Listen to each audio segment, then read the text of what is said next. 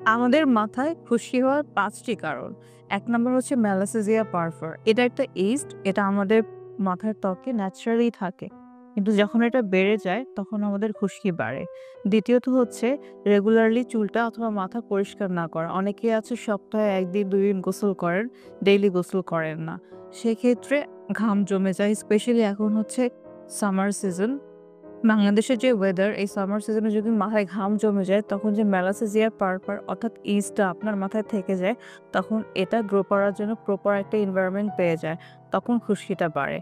তৃতীয়ত হচ্ছে আপনি এমন কোনো পারফিউম যুক্ত শ্যাম্পু ইউজ করছেন অথবা হেয়ার প্রোডাক্ট ইউজ করছেন যেটাতে আপনার অ্যালার্জিক রিঅ্যাকশন হতে পারে। সো আপনি শ্যাম্পু ইউজ করার ক্ষেত্রে একটু কেয়ারফুল হন। যে শ্যাম্পুটা বেশি সুগন্ধিযুক্ত সেটা ইউজ করবেন না। তাহলে ড্যান্ড্রাফটা বাড়তে পারে। ৪ নাম্বার কারণ হচ্ছে আপনার খাদ্য অভ্যাস। অনেকে আছে অনেক ডায়েট কন্ট্রোল করে থাকে।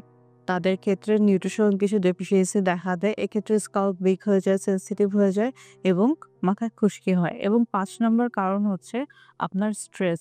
আমরা যখন অনেক স্ট্রেসে থাকি তখন ন্যাচারালি আমাদের যে ইমিউন সিস্টেম সেটা অনেক উইক হয়ে যায়। যখন ইমিউন সিস্টেম উইক হয়ে যায় তখন স্কাল্পটাও অনেক উইক হয়ে যায়। এতে করে খুশকিটা বাড়তে পারে।